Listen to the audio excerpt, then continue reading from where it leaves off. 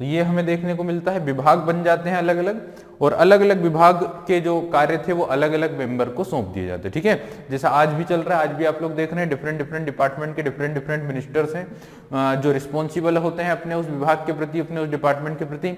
Like railway minister is responsible for railway department. ठीक है, as it is सारे department के मिनिस्टर्स अपने डिपार्टमेंट के लिए रिस्पॉन्सिबल हैं। तो इस तरह से देखने को मिलता है। It also gave legislative power to government of Bombay and Madras, thus leading to decentralization to some extent. यहीं पर हम देखते हैं कि मद्रास और बॉम्बे की जो गवर्नमेंट है उन्हें कुछ लेजिस्लेटिव पावर मिल जाते हैं, उन्हें कुछ विधायी शक्तियां मिल जाती है। ठीक है, इस तरह से जो डिसेंट्रलाइजेशन है उसकी भी प्रोसीजर यहाँ पे थोड़ी बहुत चल रही है। अब हम बात करते हैं इंडियन सिविल सर्विस एक्ट 1861 की, वो भी इन्हीं के शासनकाल में लागू होता है, इंडियन सिविल सर्विस एक्ट 1861।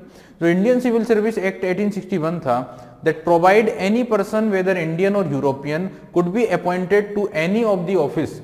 ठीक है, could be appoint any of the offices provided that he had resides for minimum of 7 years in India। तो यहाँ पे जो इंडियन सिविल सर्विस एक्ट 1861 आता है, उस अधिनियम में ये प्रावधान होते हैं कि चाहे इंडियन हो चाहे यूरोपियन हो, कोई भी व्यक्ति हो, वो इंडिया में किसी भी सरकारी ऑफिस के ऑफिसर्स की पोस्ट पर एग्जाम में पार्टिसिपेट कर सकता है, एग्जाम में शामिल हो सकता है और उस पद पर नियुक्त हो सकता है। ठीक है, लेकिन कंडीशन जो रिक्वायर्ड थी वो ये थी कि उसे कम से कम 7 ईयर तक इंडिया में निवास करना होगा, उसे 7 साल तक भारत में रहना होगा। ठीक है, तो ये बात हो गई है confirm. Indian civil service act 1861 provided that any person whether Indian और European could be appointed to any of the offices provided that he had resides for minimum 7 years in India. तो कोई भी व्यक्ति चाहे इंडियन हो European हो जो 7 साल तक इंडिया में रहा हो, वो किसी भी पोस्ट पर किसी भी ऑफिस में अपॉइंट हो सकता है। ठीक है, the person had to pass an exam in vernacular language of the district. ठीक है, लेकिन उस व्यक्ति को क्या करना होगा, एक एग्जाम को पास करना होगा, उस जिले की, उस राज्य की वर्नाक्यूलर लैंग्वेज यानी वहां की पर्टिकुलर लैंग्वेज में ही उसे उस एग्जाम को पास कराना होगा। इन विच ही वाज एम्प्लॉयड, जहां पर उसे नियुक्त होना है। However the same act maintained that some of the principal civil office in India. तो यहां पे हम ध्यान रखें कि कुछ ऐसी पोस्ट थे, कुछ ऐसे पद थे where were reserved to the covenanted civil services. तो कुछ ऐसे पद थे जो अभी भी रिजर्व थे, जो हाई क्वालिटी के पोस्ट थी, जो उच्च पद थे। ठीक है, only British were eligible for this. तो इन पदों के लिए अभी भी कौन रिस्पॉन्सिबल थे, ब्रिटिशर्स। ठीक है, तो इंडियंस को परमिशन तो मिली है, लेकिन कुछ ऐसी रिजर्व्ड पोस्ट थी, reserve to the covenanted civil service, जो सिर्फ और सिर्फ किसके लिए थी, ब्रिटिशर्स के लिए थी। By that time Indians were demanding entry into the covenanted civil services, but this demand was not fulfilled. तो इंडियंस की डिमांड थी कि इन पदों पर भी हमें अपॉइंट किया जाए, इन पदों पर भी हमारी नियुक्ति की जाए, लेकिन ये डिमांड पूरी नहीं होती है, ये मांग पूरी नहीं की जाती। ठीक है, हम बात करते हैं इन्हीं के समय पर आने वाले एक और एक्ट की, इंडियन हाई कोर्ट एक्ट 1861। तो आप लोग देख रहे हैं 1861 में 3 अधिनियम आ गए हैं। सबसे पहला आया है इंडियन काउंसिल एक्ट 1861, दूसरा आया है इंडियन सिविल सर्विस एक्ट 1861,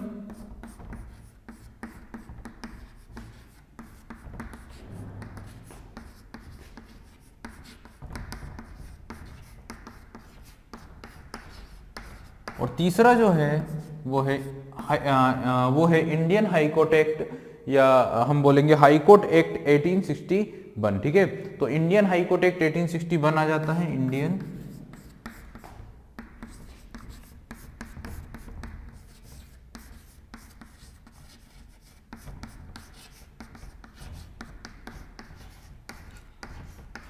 तो अब आप लोग देख रहे हैं कि क्या क्या चीजें हुई। सबसे पहले हमने डिस्कस किया गवर्नमेंट ऑफ इंडिया एक्ट 1858। ठीक है, दूसरा इंडियन काउंसिल एक्ट 1861, भारत परिषद अधिनियम 1861, फिर है इंडियन सिविल सर्विस एक्ट 1861, और फिर है इंडियन हाई कोर्ट एक्ट 1861, भारतीय उच्च न्यायालय अधिनियम 1861। ठीक है, इस एक्ट के अनुसार क्या हुआ है कि इंडिया में हाई कोर्ट्स का इस्टेब्लिशमेंट हुआ है, उच्च न्यायालयों की स्थापना हुई है। ठीक है, इनिशियल लेवल पर 3 प्रेसिडेंसियों में हाई कोर्ट बनाए गए थे प्रारंभ में, उसके बाद इलाहाबाद हाई कोर्ट बनता है 1866 के अराउंड, लेकिन सबसे पहले जो हाई कोर्ट बनते हैं वो बनते हैं कहां पर, कहां पर, तो मद्रास, बॉम्बे और जो तीसरी प्रेसिडेंसी थी केलकटा में, ठीक है। This act was passed to fuse the supreme court, Sadar Diwani Adalat and Sadar Faujdari Adalat, and also enable queen to issue letters patent to establish high courts of Calcutta, Madras and Bombay, ठीक है। तो क्या होता है इस अधिनियम के द्वारा कि जो अलग अलग कोर्ट्स हमने डिस्कस किए थे, जैसे सदर निजामत अदालत है, ठीक है, सदर दीवानी अदालत है, ठीक है, तो ये जो सदर दीवानी अदालत और जो सदर निजामत अदालत है, इन सभी को मिला दिया जाता है सुप्रीम कोर्ट के अंतर्गत, ठीक है, सुप्रीम कोर्ट में मिला दिया जाता है, यानी कि जो तीनों अदालतें हैं वो मर्ज हो जाती है, मिल जाती हैं, एक साथ आ जाती है सुप्रीम कोर्ट के रूप में। क्योंकि हमने डिस्कस किया था कि हमारा जो स्ट्रक्चर था न्याय पद्धति का, न्याय प्रणाली का, तो लॉर्ड कॉर्नवालिस के समय का हमने न्याय पद्धति डिस्कस की थी। तो जो उन्होंने पद्धति बनाई थी, जो पैरेलल या एक श्रृंखलाबद्ध तरीके से न्यायपालिका थी, उसमें हमने डिस्कस किया था कि एक दीवानी अदालत की श्रृंखला चलती थी, एक निजामत अदालत या फौजदारी अदालत की श्रृंखलाएं चला करती थी, जिसमें उच्चतर स्तर पर अगर देखा जाए तो सदर निजामी अदालत और सदर दीवानी अदालत हुआ करती थी, ठीक है। तो इस तरह से हमने उस टॉपिक को डिस्कस किया था जिसमें 4 स्तर थे, ठीक है। सबसे पहले एक निचला स्तर था, फिर एक डिस्ट्रिक्ट लेवल पर था, फिर प्रांत में 4 अदालतें हुआ करती थी, और फिर जो है सदर निजामत और सदर दीवानी अदालतें हुआ करती थी, ठीक है। तो ये था। अब क्या हुआ है कि इस अधिनियम के द्वारा ये जो सदर दीवानी और सदर निजामत या फौजदारी अदालतें हैं, इन्हें क्या कर दिया गया, फ्यूज कर दिया, मिला दिया गया है इंडिया की जो सुप्रीम कोर्ट है उसके अंतर्गत, ठीक है। And also enable queen to issue letter patent to establish high court, तो यहाँ पे जो क्वीन का लेटर पेटेंट है वो मिल जाता है इंडियन 1861 में, जिसके जरिए हाई कोर्ट्स बनना शुरू हो जाते हैं। कहाँ पर बनते हैं, कलकत्ता, मद्रास एंड बॉम्बे में, ठीक है। साथ ही साथ हम ज्यूरिसडिक्शन की बात करें तो jurisdiction of supreme court, Sadar Diwani Adalat and Faujdari Adalat were submitted to were subsumed by high court. तो जो ज्यूरिसडिक्शन थे वो भी क्या हो जाते हैं, सबस्यूम्ड हो जाते हैं बाई हाई कोर्ट के द्वारा, ठीक है। The act provided that each high court will be composed of 1 chief justice and maximum 15 जजेस। तो देखिए ये सारी की सारी जो चीजें हैं ये एक लीगल या कॉन्स्टिट्यूशन में यूजफुल बातें हैं, संविधान में आने वाली मुख्य बातें हैं। तो हमें फोकस करना है हिस्ट्री के हिसाब से। तो आप ये समझें, इंडियन हाई कोर्ट एक्ट आता है इनके समय पर, और उस हाईकोर्ट एक्ट के माध्यम से क्या होता है कि जो सदर दीवानी और निजामत अदालतें थी वो मर्ज होकर हो जाती सुप्रीम कोर्ट में। साथ ही साथ हाईकोर्ट के बनने का कार्य भी प्रारंभ हो जाता है, क्योंकि क्वीन की ओर से लेटर पेटेंट मिल जाता है जो हाईकोर्ट बनाने के लिए रिस्पॉन्सिबल था। और इनिशियल लेवल पर 3 प्रेसिडेंसियों में 3 हाईकोर्ट्स बनते हैं, जो कि हम बात कर रहे हैं कलकत्ता, बॉम्बे एंड मद्रास, ठीक है। सबसे पहले अगर बात की जाए तो 1 जुलाई 1862 को 1 जुलाई 1862 को according to Indian high court act 1861 Calcutta में एक हाई कोर्ट बनता है, ठीक है। तो सबसे पहला जो हाई कोर्ट बनता है वो कहां बनता है, कलकत्ता में, ठीक है। और यहाँ पे ये जो कलकत्ता हाई कोर्ट बना है, इसके जो फर्स्ट चीफ जस्टिस होते हैं, पहले जो न्यायाधीश होते हैं वो होते हैं सर वंस पीकॉक। तो sir Barnes Peacock is the first chief justice of high court of Bengal. Bengal के हाई कोर्ट के पहले चीफ जस्टिस कौन बने, सर वंस पीकॉक, ठीक है। This was later known as Calcutta high court, जो बाद में किस नाम से जाना गया, कलकत्ता हाई कोर्ट के नाम से। पहला जो इसका नाम था ना वो फोर्ट विलियम था, या high court fort William high court कहलाता था। अब इसका नाम हो जाता है Calcutta high court. Was the first high court of India, ये भारत का पहला हाई कोर्ट बनता है। धीरे धीरे हम देखते हैं तो 14 अगस्त 1862 को, 14 अगस्त 1862 को बॉम्बे हाई कोर्ट बन जाता है, और उसी के कुछ दिनों बाद ही मद्रास हाई कोर्ट का भी गठन हो जाता है। तो ठीक है, यहाँ पे 1 जुलाई 1862 कलकत्ता हाई कोर्ट बना, या बंगाल में हाई कोर्ट बना। देन 14 अगस्त 1862 में बॉम्बे हाई कोर्ट बना, और फिर कुछ ही दिनों के बाद जो है बन जाता है आपका कौन सा, मद्रास हाई कोर्ट। यानी 1862 1862 वो ईयर है जिस समय भारत में 3 हाई कोर्ट बनते हैं according to high court Indian high court act 1861, ठीक है। फिर हम देखते हैं 1866 में, जैसे कि मैंने अभी बताया 17 मार्च 1866 में बनता है इलाहाबाद हाई कोर्ट, ठीक है। इलाहाबाद हाई कोर्ट का गठन होता है 1866 में। और आप सभी को पता होगा कि भारत का या इंडिया का अगर सबसे बड़ा हाई कोर्ट अगर देखा जाए, लार्जेस्ट हाई कोर्ट अगर देखा जाए अकॉर्डिंग टू नंबर ऑफ जजेस, तो वो होता है इलाहाबाद हाई कोर्ट, ठीक है। इलाहाबाद हाई कोर्ट भारत का सबसे बड़ा उच्च न्यायालय है, क्योंकि वहां पे जो जजों की संख्या है, जो नंबर ऑफ जजेस हैं, वो पूरे के पूरे इंडिया में सबसे ज्यादा हमें मिलते हैं इलाहाबाद हाई कोर्ट, ठीक है। अब हम बात करते हैं इंडियन पेनल कोड की, जो इन्हीं के शासनकाल में आता है। इंडियन पेनल कोड जो 1862 में रेडी होता है, 1862 में अप्लाई होता है, ठीक है। भारतीय दंड संहिता, तो एक पॉइंट और हम यहाँ पे ऐड कर देते हैं, एक पॉइंट और जोड़ देते हैं, और वो मैं यहां लिख देता हूं।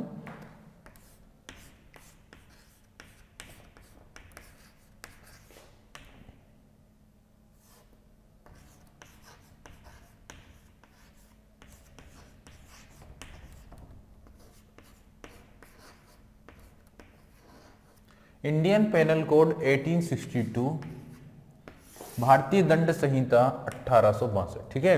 देखिए इंडियन पेनल कोड की बात करें तो सबसे पहले जो वर्किंग हुई थी इसके ऊपर वो लॉर्ड मेकाले के द्वारा की गई थी, जो लॉ मेंबर के रूप में अपॉइंट होते हैं। फर्स्ट इंडियन लॉ कमीशन बनाई जाती है, उसके चेयरमैन भी वही बनते हैं। और जो भारतीय कानूनों का संहिताकरण जो किया गया था, जो कोडिफिकेशन किया गया था, वो भी लॉर्ड मेकाले के द्वारा किया जाता है। तो फर्स्ट काम किया था इंडियन पेनल कोड तैयार किया था किसने? लॉर्ड मेकाले ने, ठीक है। लेकिन वो उस समय पर ड्राफ्ट नहीं होता, उस समय पर अप्लाई नहीं होता, ठीक है। The initial sketch of Indian penal code was drawn by lord Macaulay in 1830। तो 18 हम बात करें तो यहाँ पे बात होती है 1835 के अराउंड, 1833-35 के अराउंड। इनिशियल लेवल पर, प्रारंभिक स्तर पर भारत में जो दंड संहिता थी उसे किसने स्केच किया, उसे किसने बनाया है? तो आंसर होगा लॉर्ड मेकाले। हम ऑलरेडी डिस्कस कर चुके हैं, चार्टर एक्ट 1833 आप लोगों ने पढ़ा है, ठीक है। किसके शासनकाल में? तो आप सभी को पता है लॉर्ड विलियम बेंटिक का रूल चल रहा था। लॉर्ड विलियम बेंटिक जो रूल करते हैं 1828 के अराउंड 1828 से लेकर देखा जाए 1829 से लेकर देखा जाए 1835 तक लॉर्ड विलियम बेंटिक का रूल होता है। धोनी के समय पर होते हैं लॉर्ड मेकाले, जो 1833 के चार्टर एक्ट के अकॉर्डिंग फोर्थ मेंबर के रूप में अपॉइंट किए जाते हैं, एज अ लॉ मेंबर के रूप में, विधि सदस्य के रूप में। और वही एजुकेशन से रिलेटेड कुछ रिफॉर्म्स करते हैं। एजुकेशन से रिलेटेड जो इंडियन एजुकेशन एक्ट या इंग्लिश एजुकेशन एक्ट पास होता है, शिक्षा का माध्यम इंग्लिश बनाया जाता है, ये सारी रिफॉर्म्स, ये सारी चीजें होती हैं। साथ ही साथ वो क्या करते हैं? पेनल कोड भी तैयार करते हैं, भारतीय कानूनों को संहिताबद्ध किया जाता है उन्हीं के द्वारा, ठीक है। और फर्स्ट चेयरमैन भी बनते हैं लॉ कमीशन के। अब क्या हुआ है आगे? But it was finally drafted in 1860, लेकिन इसे ड्राफ्ट किया गया था 1862 में, and came into force in 1862, और ये जो फोर्स में आता है, इफेक्ट में आता है 1862 में। तो जो मेकाले ने इंडिया का पेनल कोड बनाया था उसे फोर्स में आने में लग गया है 1862 तक का समय। Prior to that, the final draft of codes of civil and criminal procedure was ready in 1861. Before 1860, the basis of justice was the English criminal law, which was administered in the presidency town of Bombay, Calcutta and Madras. तो इस तरह से ये जो व्यवस्था है कानून की, ठीक है, क्रिमिनल लॉ एंड जस्टिस की, ये सारी तैयार होती है 1860, 61, 62 के अराउंड तक। और 62 में इसे क्या किया जाता है? फोर्स में लाया जाता है, अप्लाई किया जाता है, ठीक है। Indian penal code was inherited by the Pakistan after separation and was later named Pakistan penal code. तो बाकी जो अगर कंट्रीज की बात करें जो इंडिया से सेपरेट हुए हैं आफ्टर इंडिपेंडेंस, पाकिस्तान हो, बर्मा हो, नेपाल हो, श्रीलंका हो, मलेशिया हो, सिंगापुर, ब्रूनेई हो, एक्सेट्रा, इन देशों ने भी इस पेनल कोड को क्या किया है? फॉलो किया है। इन कंट्रीज ने भी इस पेनल कोड को अपने देश में एडॉप्ट किया, ठीक है। तो यहाँ पे हम बात करें Bangladesh, Pakistan, Myanmar, Burma etcetera countries ने भी इस पेनल कोड को अपना लिया था, ठीक है। तो ये सारी चीजें हमें देखने को मिलती है, या ये सारे कार्य हमें देखने को मिलते हैं। इन्हीं के द्वारा कुछ आर्मी में रिफॉर्म्स होते हैं, सेना में भी कुछ रिफॉर्म्स कराए जाते हैं। तो अगर आर्मी रिफॉर्म्स की बात की जाए during the ruling time of lord Canning, तो वो इस तरह से थे।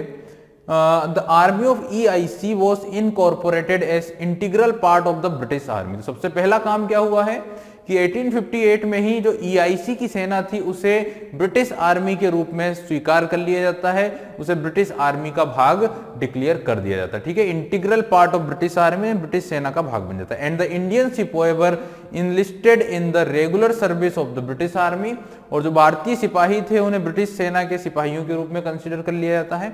However, learning lessons from the mutiny, it was decided that the ratio of Indian soldiers to European soldiers would be never more than 2 times, ठीक है। तो साथ ही साथ जो म्यूटनी 1857 हुआ है, 1857 में जो विद्रोह हुआ है, इससे काफी कुछ सीख लिया था ब्रिटिशर्स ने, और अब उन्होंने ये समझ उनके अंदर डेवलप हो गई थी कि सेना में कभी भी जो रेशो होगा वो 2 गुना नहीं होना चाहिए इंडियंस का, ठीक है, इंडियंस का रेशो कभी भी ब्रिटिश सोल्जर्स से 2 गुना से अधिक नहीं होना चाहिए, ठीक है। तो यहाँ पे क्या होता है, जो रेशो है वो कम कर दिया जाता है। जैसे पहले जो रेशो था वो 2:5 का रेशो था, 2 इंडियंस पर 5 ब्रिटिशर्स थे, या 1:5 था, 1 पे 5 ब्रिटिशर्स हुआ करते थे। अब ये रेशो चेंज हो जाता है और 2:5 का रेशो अप्लाई किया जाता है। इस तरह से इंडियंस और ब्रिटिशर्स के बीच में जो रेशो था सोल्जर्स का, उसमें चेंज हो जाते हैं और ये रेशो कम किया जाता है एक तरह से, ठीक है। ये एक चेंज हमें देखने को मिलता है। साथ ही साथ जो आर्टिलरी और साथ ही जो वेपन्स वाला रीजन था, जो वेपन्स वाला पूरा कार्य था, उसमें इंडियंस को दूर रखने की पॉलिसी अपनाई की जाती है। Artillery was put exclusively in the hands of European army. तो जो भी आर्टिलरी है, जो भी वेपन्स है, वो सभी किसके हाथ में दिए जाते हैं, यूरोपियन सोल्जर्स या ब्रिटिश सेना के अधिकारियों, ब्रिटिश सोल्जर्स के हाथ में, ठीक है। तो ये चेंज हमें देखने को मिलता है। ये एक इंपॉर्टेंट इम्पैक्ट देखने को मिलता है क्योंकि रिवोल्ट ऑफ 1857 हुआ है, 1857 का विद्रोह हुआ है, इसलिए सारे इवेंट हमें देखने को मिले हैं। वहीं हम बात करें तो एग्रीकल्चर से रिलेटेड एक टी मैनिया, ठीक है, टी मैनिया का दौर यहाँ देखने को मिला है और चाय के पैदावार में, चाय के प्रोडक्शन में काफी ग्रो देखने को मिली है, काफी उन्नति देखने को मिली है during the ruling time of lord Canning, ठीक है। यहाँ पर हम देखें तो असम में जो चाय है, असम की जो चाय है वो फेमस होती है, उसका जो फेम है वो बढ़ता है during the ruling time of lord Canning, ठीक है। तो ध्यान रखिएगा, the Assam T got fame during the time of lord Canning, ठीक है। लॉर्ड कैनिंग के समय पर असम की जो चाय है उसका फेम दुनिया भर में बढ़ जाता है, उसकी प्रसिद्धि दुनिया भर में बढ़ जाती है। अब ये टी मैनिया क्या होता है, टी मैनिया को समझते, देखिए क्या हुआ। 1860 की बात करें, India's T production in Assam had started getting attention in Europe. तो यूरोप में भारत का जो टी प्रोडक्शन था, खासतौर से असम का, वो काफी प्रसिद्ध होता है, फेमस हो जाता है और असम का नाम काफी यूज होता है यूरोप में, ब्रिटेन में, किस चीज के प्रोडक्शन को लेकर, टी या चाय के प्रोडक्शन को लेकर। Between 1850 to 1860 wasteland settlement policy was adopted by the British government to facilitate large tracts of land for tea cultivation in Assam. तो क्या होता है, 1850 से 60 के दौर में बड़े बड़े एरिया या बड़े बड़े क्षेत्र मिल जाते हैं टी प्रोडक्शन के लिए, चाय की खेती करने के लिए। थोड़े से जो टर्म्स थी, कंडीशंस थी, उसे सरल कर दिया जाता है टी चाय के बागान मालिकों के लिए, ठीक है। तो ये थोड़ा सरल हो जाता है लैंड परचेस करने के लिए, ठीक है। तो ये कंडीशंस हो जाती है जिससे कि टी का प्रोडक्शन या चाय का की जो उत्पत्ति है वो काफी ज्यादा बढ़ जाती है, ठीक है। Lord Canning further liberalised this policy via his so called fee simple rules under which land was sold to prospective planters at low cost। तो काफी कम कॉस्ट पर जो प्लांटर्स थे टी के, चाय के बागानों के, उन्हें सस्ते दामों पर जो है ये जमीनें मिल जाती हैं और वो इस तरह से चाय की जो पैदावार है वो बढ़ा देते हैं, ठीक है। Without any clearance conditions required, तो बिना किसी क्लियरेंस के, कंडीशंस की ये सारी चीजें फ्रीली कराई जाती हैं लॉर्ड कैनिंग के समय पर। This led to a phonetic expansion of tea plantation in Assam and also generated a highly speculated boom called tea mania। तो इससे क्या होता है, जब थोड़ी सी पॉलिसी सरल कर दी जाती है जिससे कि जो प्लांटर्स थे उन्हें इजी वे में लैंड मिल जाते हैं और जो प्रोडक्शन है टी का वो बढ़ जाता है। इससे क्या होता है, टी के सेक्टर में काफी बूम देखने को मिलता है, टी या चाय की पैदावार काफी ज्यादा बढ़ जाती है, इसे कहा जाता है टी मैनिया। तो किसके समय पर टी मैनिया देखने को मिलता है, तो ध्यान रखिएगा, लॉर्ड कैनिंग। लॉर्ड कैनिंग के जमाने में टी या असम में जो चाय का प्रोडक्शन था काफी बढ़ जाता है। This tea mania was characterised by the sale and resale of tea gardens and deceptions in which lands with recently planted tea plants were sold as productive tea states, ठीक है। तो बस ये चीजें आप लोग समझें कि इस तरह से चाय के बागानों को बेचना खरीदना, चाय को बेचना खरीदना शुरू हो जाता है और काफी ज्यादा यहाँ पे डेवलपमेंट होता है टी के प्रोडक्शन में, ठीक है। The Assam T got fame during the times of lord Canning. Lord Canning के ही शासनकाल में असम की जो चाय है उसकी प्रसिद्धि होती है, उसका नाम दुनिया भर में फेमस हो जाता है, ठीक है। अब हम बात करें एक और पॉइंट, एक और इम्पैक्ट, एक और इवेंट जो इनके समय में हुआ है, जो कि है इंडिगो रिवोल्ट। कौन सा रिवोल्ट? Indigo revolt. और हालांकि हम ये टॉपिक डिस्कस कर चुके हैं, हम इसे डिस्कस ऑलरेडी कर चुके हैं।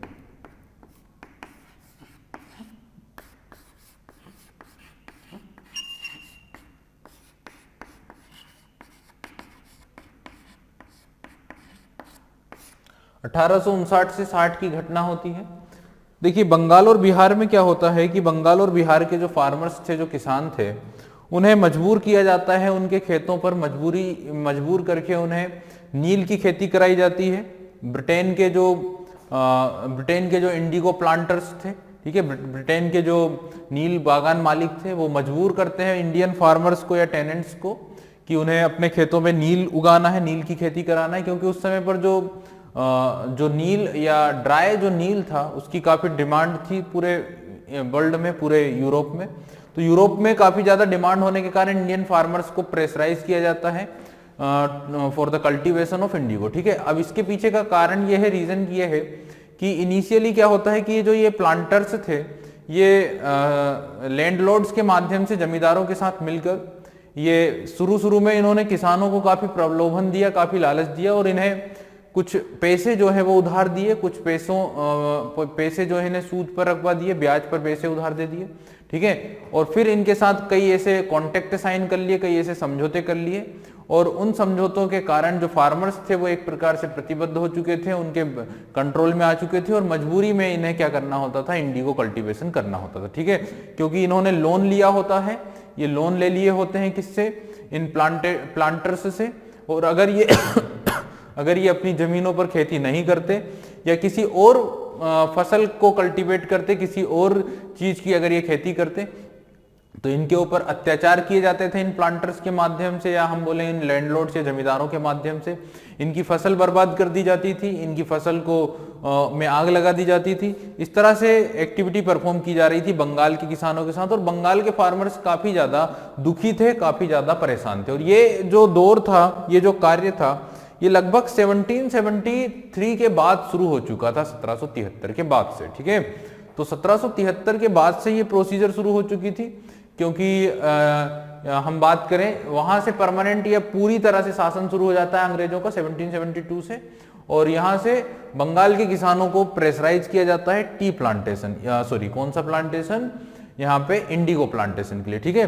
During 1859 to 60 the dispute between European indigo planters and the Bengal peasantry led to the indigo revolt. तो इस तरह से इंडिगो रिवोल्ट शुरू हो जाता है बंगाल के किसानों और जो ब्रिटेन के इंडिगो प्लांटर्स थे उनके बीच में। The European planters want to force tenants to cultivate more and more indigo due to heavy demand of blue dry in Europe. तो जो प्लांटर्स थे वो ये चाहते थे कि ज्यादा से ज्यादा प्लांटेशन किया जाए, कल्टीवेशन किया जाए इंडिगो का, क्योंकि यूरोप में जो ब्लू डाई था, जो नीला पाउडर था, जो नील से बनाया जाता था, उसकी काफी ज्यादा डिमांड थी, उसकी हाई डिमांड थी। तो उस हाई डिमांड के लिए, और जिससे क्या होता था, इन प्लांटर्स को काफी ज्यादा प्रॉफिट होता था, कई गुना प्रॉफिट इन्हें देखने को मिलता था। ये लोग काफी सस्ते दाम पर, काफी छोटे मोटे दाम पर ये नील खरीद लिया करते थे, फार्मर्स को प्रेशराइज करके, विवश करके काफी लोअर कॉस्ट पर ये ले लिया करते थे, जिससे इनका जो परसेंटेज ऑफ प्रॉफिट था वो काफी बढ़ जाया करता था, ठीक है। तो काफी ज्यादा नुकसान में थे फार्मर्स, काफी ज्यादा अत्याचार उनके ऊपर हो रहे थे।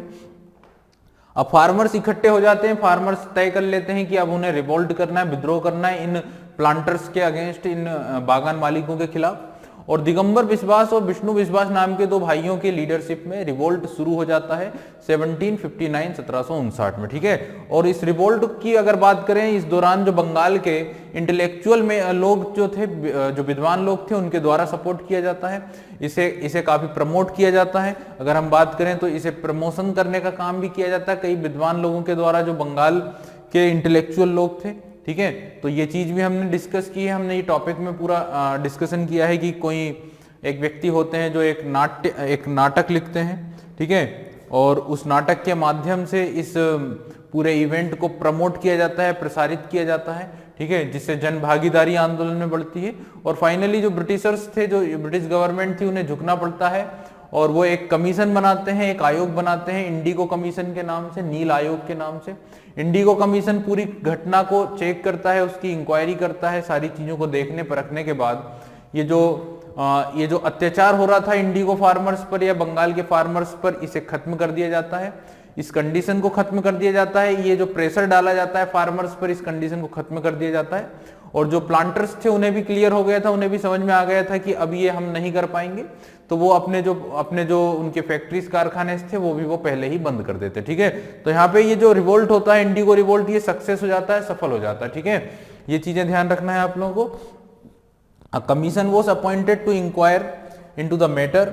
It was decided that the tenants should not be liable to criminal prosecution for refusal to fulfill a civil contract to grow indigo। ठीक है, तो यहाँ पर ये जो अत्याचार होता है किसानों पर वो बंद हो जाता है, और जो विवश किया जाता था इंडिगो कल्टीवेशन का, ऐसा नहीं किया जाना चाहिए, ऐसा करने की जो कंडीशन थी वो खत्म कर दी जाती। ठीक है, तो ये सारे जो इवेंट्स हैं, ये सारी जो घटनाएं हैं, ये हुई हैं किसके समय पर?